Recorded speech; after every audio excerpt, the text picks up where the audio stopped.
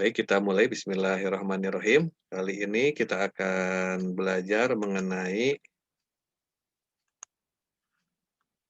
BPMN itu adalah Business Process Mapping Notation 2.0 ini versinya ya.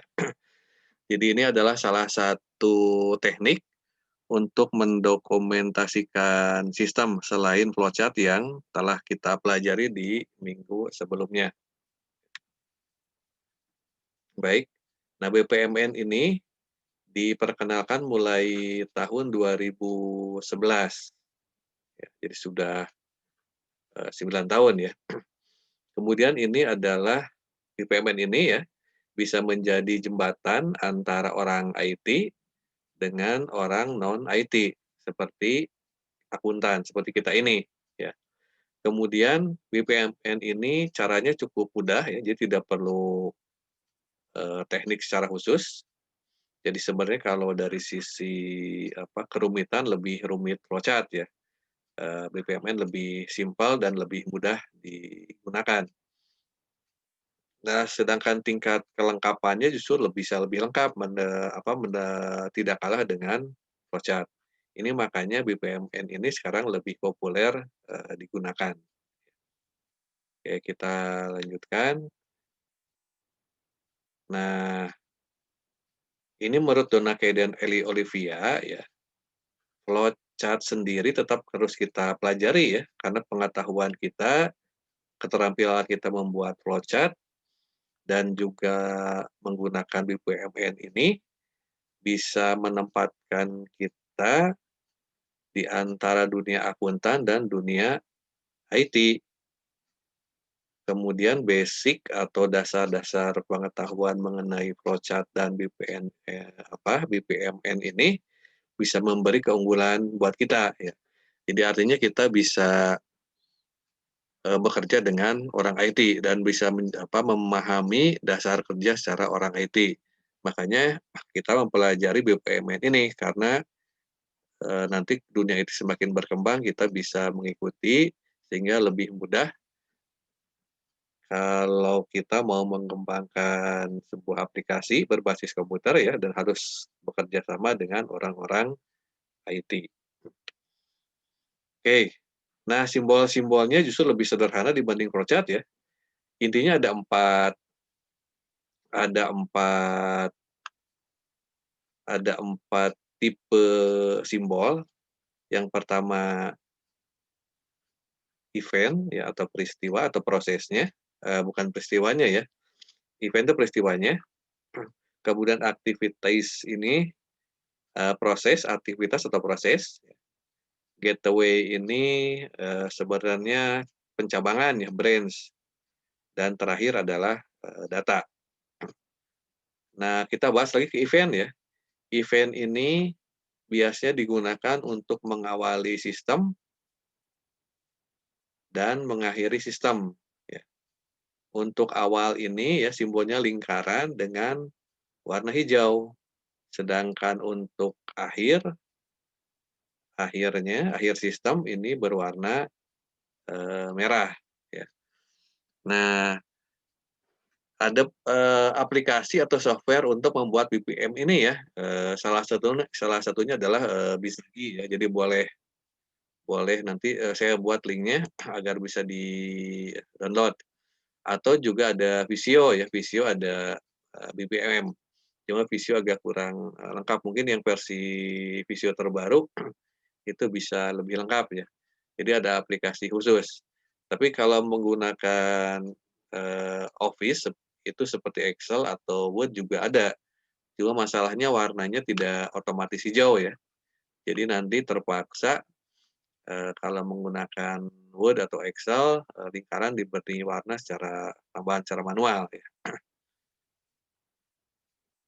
Ini untuk event atau peristiwanya, kemudian activities atau proses simbolnya ada 2 ya. Yang pertama ini bentuknya seperti persegi panjang tapi ujungnya oval ya, apa namanya ini ya, ini untuk, eee, proses utama, sedangkan yang garisnya terputus-putus ini untuk, subproses ya. Jadi atau keterangan atau detail dari proses utama, dari activity proses ini. Ya cuma 2. Nah, kemudian yang gateway ini bisa digunakan untuk, arus yang bercabang ya, misalnya untuk sebuah keputusan ya. Misalnya ketika ada kredit ya, apakah kreditnya diterima atau ditolak. Kita bisa gunakan simbol gateway ini atau, layang-layang ya. Ya nanti masuk arusnya dari sini ya, coba saya nah misalnya ada arus dari sini, misalnya kredit ya. Jadi kalau ke sini reject misalnya ya, ini ke sini, diterima ya. Nah ini misalnya tolak kreditnya, harusnya nanti ke sini ya, kemudian jika nanti di sini diterima, nah harusnya ke sini. Ya. Jadi nanti di sini harusnya, bercabang ya, ada yang, ditolak prosesnya apa, nanti kalau diterima di sini prosesnya apa, ya. Jadi digunakan salah satunya untuk, pengambilan keputusan atau, bercabangnya suatu, arus, ya, arus data. Nah terakhir data ya. Nah kalau di flowchart kan tadi kita sudah belajar minggu kemarin, flowchart itu garisnya tidak terputus-putus ya. Tapi kalau di BPM ini, untuk arus data itu gunakan tanda panah dengan garis yang terputus-putus, ya. Walaupun sebenarnya tidak ada, yang baku ya, mungkin beberapa aplikasi menggunakan garis yang lurus, tidak terputus-putus, tapi untuk keperluan kita ini, kita karena referensinya dari Donake ya, kita gunakan saja yang, tanda panah dengan garis yang, terputus-putus. Kemudian simbol data yang berikutnya, ini adalah data store atau tempat penyimpanan data ya. Ini kalau di manual, di proses yang, kita pelajari minggu yang lalu, ini berupa catatan ya. Makanya di minggu yang lalu misalnya data pelanggan, dalam kurungnya tabel ya. Jadi fungsinya agar agar kita bisa mengarahkan bahwa kalau tabel atau data pelanggan itu fungsinya, sebagai tempat menyimpan data. Ini simbolnya seperti ini karena ini akan melambangkan sebuah, database ya. Jadi sebenarnya mirip dengan, catatan secara manual ya. Kemudian berikutnya data objek. Data objek ini simbolnya seperti kertas tapi ujungnya terlipat ya. Jadi kalau di aplikasi seperti Bizagi, ini ada simbol seperti ini ya. Tapi kalau di Word kayaknya nggak ada ya, atau kalau menggunakan shape itu boleh shape yang ada saja seadanya atau nanti, cari simbol ini ya, diinsertkan sebagai picture saja nggak apa-apa ya.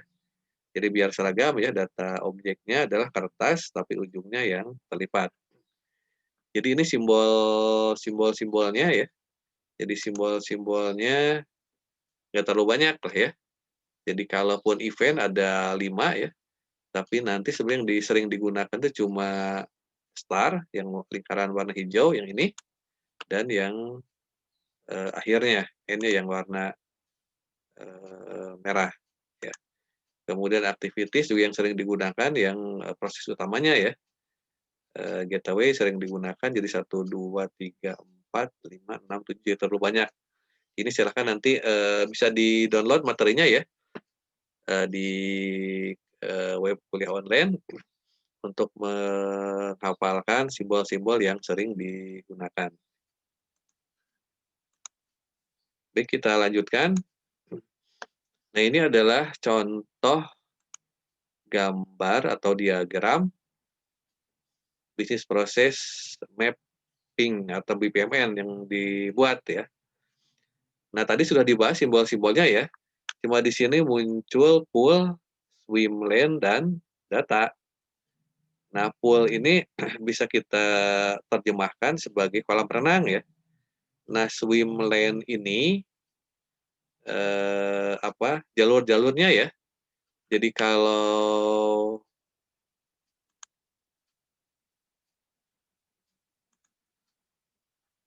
Kalau lihat di pertandingan renang ya, suka ada jalur-jalurnya ya. Nah itu jalur-jalur perenang itu namanya, swim lane. Nah swim lane ini adalah bagian yang terlibat dalam suatu sistem dari suatu entitas.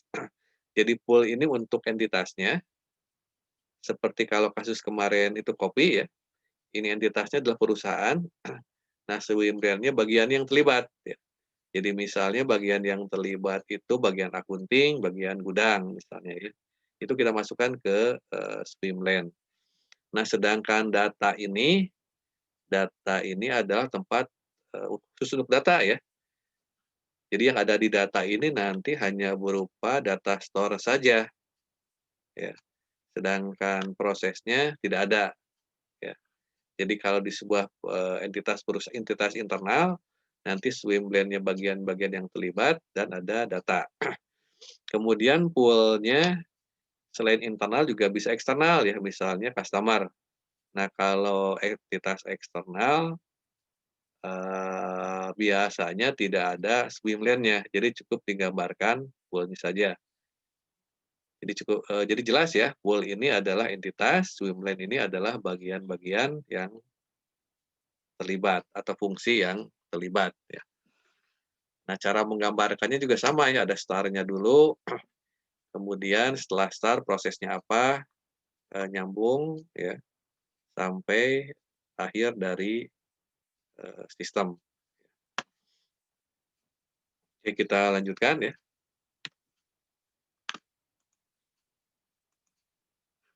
Nah sekarang bagaimana cara untuk membuat bisnis proses atau BPM? Nah langkah yang pertama adalah, membuat narasinya atau kalau di kasusnya atau soalnya ya, jadi tidak perlu dibuat, tapi kalau di kasus sebenarnya, kita harus mendapatkan aktivitas bisnis yang terjadi ya. Jadi kita bisa mewawancara user-nya, atau pihak manajemennya, atau bahkan, auditornya, yang paham bagaimana sistem berjalan atau, aktivitas bisnis yang berjalan. Jadi kita catat ya, secara naratif, kemudian setelah, dapat catatannya, annotate tandai naratifnya. Nanti kita bahas ya bagaimana cara menandai suatu, narasi. Nah, kenapa kita lakukan annotate ini, karena ini kita akan memudahkan langkah ketiga, yaitu membuat organizer. Nah, organizer itu apa? Ini seperti yang kita pernah buat di flowchart yang bentuknya tabel ya, kalau masih ingat ya. Jadi sebenarnya kalau buat flowchart juga biar gampang buat dulu tabel seperti ini, sehingga nanti ke dalam flowchart-nya lebih gampang. Nah ini adalah tabel, ini bentuk tabel organizer ini berdasarkan anotasi yang sudah dibuat. Nah setelah dibuat organizer-nya, baru dibuatlah diagram BPM-nya. Nah setelah buat, diagram step by step ya. Nah di sini kalau perlu diulangi lagi langkah dari 1 sampai 4 ya, sampai sebuah diagram BPM-nya selesai dibuat ya.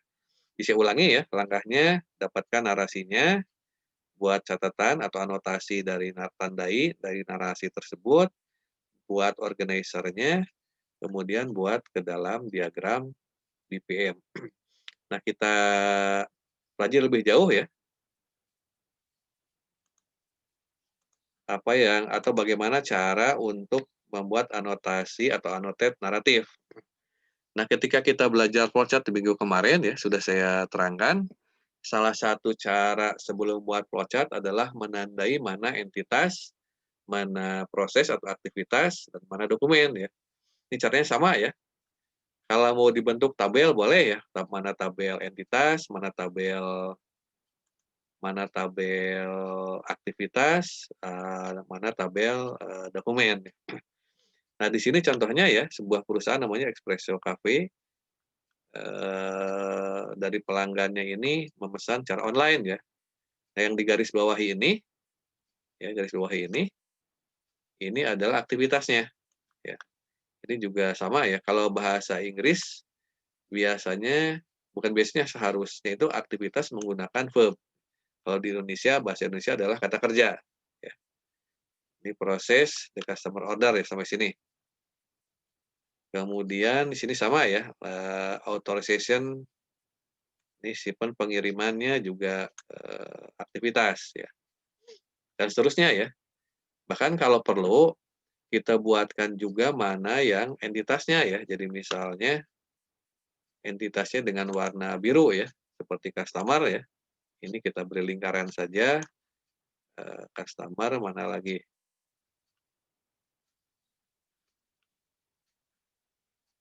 warehouse ya. Ini siapa yang, ini, memeriksa indikasi di sini siapa ya, periksa lagi, bagian akunting ya. Nah, sama misalnya kalau dokumen warna, hijau, contoh di sini, pick list ya. Ini, sorry, ini misalnya biar gampang, persegi panjang saja ya. Nah, sudah ditandai ini jadi memudahkan ya, mana mana entitasnya, mana, dokumen atau data objek, dan mana, proses, ya. Boleh kalau punya stabilo boleh diwarnai dengan, stabilo ya, warnanya. Nah, ini caranya seperti ini ya, boleh dengan digaris-garis seperti ini atau diberi diberi apa, diberi tanda misalnya, ya seperti ini dengan tanda yang berbeda untuk memisahkan mana proses atau aktivitas, mana, entitas, dan mana, dokumen atau data objek. Nah, setelah dibuatkan anotasinya,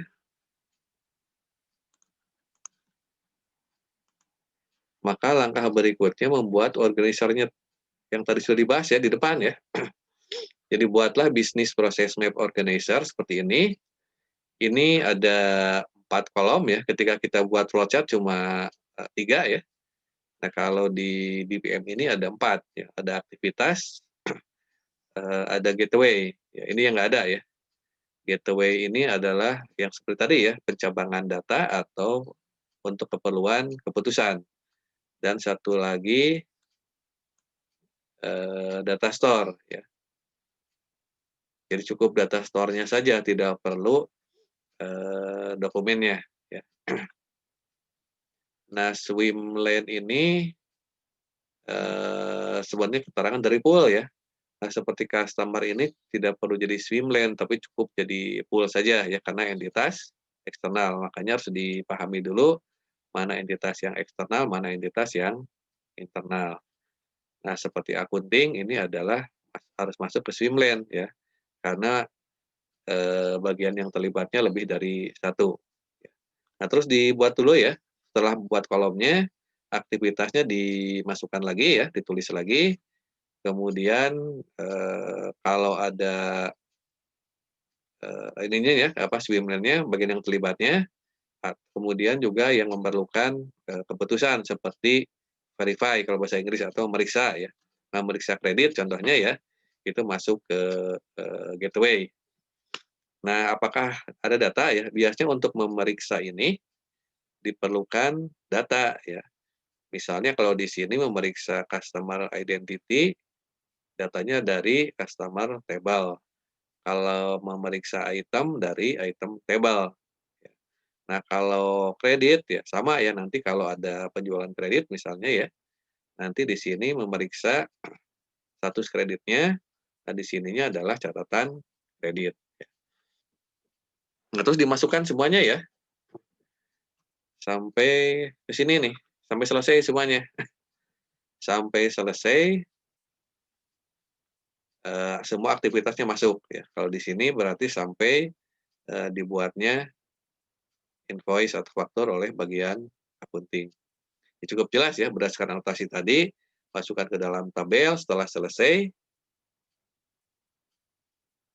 baru dibuat, baru dia buat diagramnya, ya. Dibuat diagramnya seperti ini.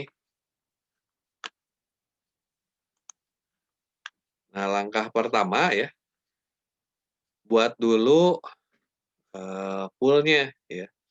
Entitas yang terlibat apa ya. Nah, tadi ada customer ya sebagai entitas eksternal, ada perusahaan sebagai entitas internal.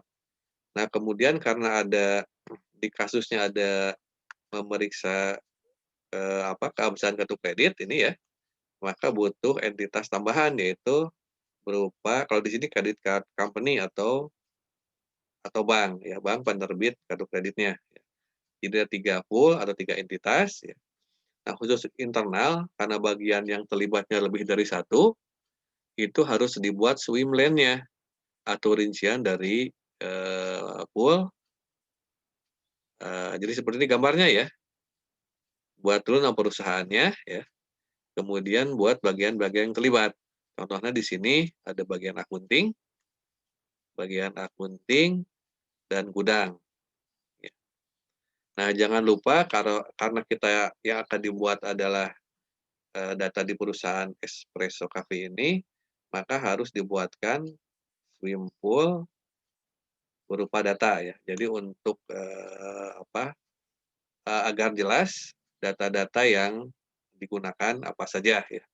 Ya nanti kalau sudah bekerja dengan orang IT sehingga orang IT jadi tahu ya data-data atau database atau table yang digunakannya apa saja. Ini bisa terlihat di sini ya. Ini tabel-tabel yang digunakan sehingga nanti ketika menyusun database orang IT-nya lebih mudah paham ya. Harus ada tabel-tabel seperti ini. Nah, setelah dibuat entitasnya, pool-nya, ya kita biasakan istilah jadi pool saja ya, biar tidak biar lebih paham dengan istilah BPM. Setelah dibuatkan pool-nya, kita lihat dari mana mulainya. Ya, di kasusnya ternyata aktivitas pertama adalah membuat order ya. Berarti di sini start-nya dari customer. Ya, buat lingkaran, start, kemudian aktivitasnya kita lihat di tabel organizer yang tadi ya. Membuat order diserahkan ke mana, siapa yang menerima ordernya. Ternyata bagian yang menerima order di tabelnya bisa dilihat adalah bagian akunting. Nah, bagian akunting setelah menerima order, memproses order, proses berikutnya apa? Kan proses berikutnya adalah decision ya. Apakah data customer ini valid atau terdaftar di perusahaan. Samalah ketika kita kalau belanja online ya, kalau belum sign in atau belum punya akun ya, ketika kita sudah milih barang, kita akan masukkan ke keranjang, ternyata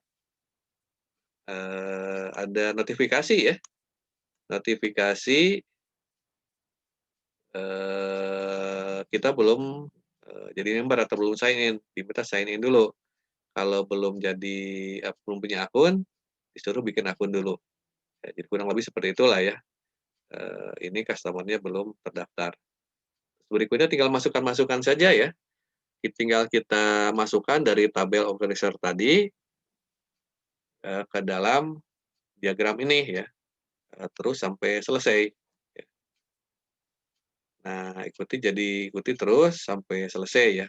Nah, jangan lupa ya, data yang digunakannya apa saja. Seperti contohnya yang terakhir ini ya, membuat invoice ya. Membuat invoice ini harus atau sekalian mengupdate tabel customer, item, sales order, dan sales order line table. Ya. Jadi gitu kurang lebih bagaimana caranya ya step by step. Jangan lupa mulai dari anotasi dulu yang penting ya. Setelah kita dapat bahannya atau kalau kita dapat kasus, buat coretan-coretan dulu anotasinya. kemudian buat ke dalam tabel organizer-nya, setelah itu baru dibuat diagramnya, sehingga nanti proses pembuatan diagramnya bisa lebih, mudah. Nah untuk, BPM ini materi cukup sampai sini ya, mudah-mudahan, bisa dipahami.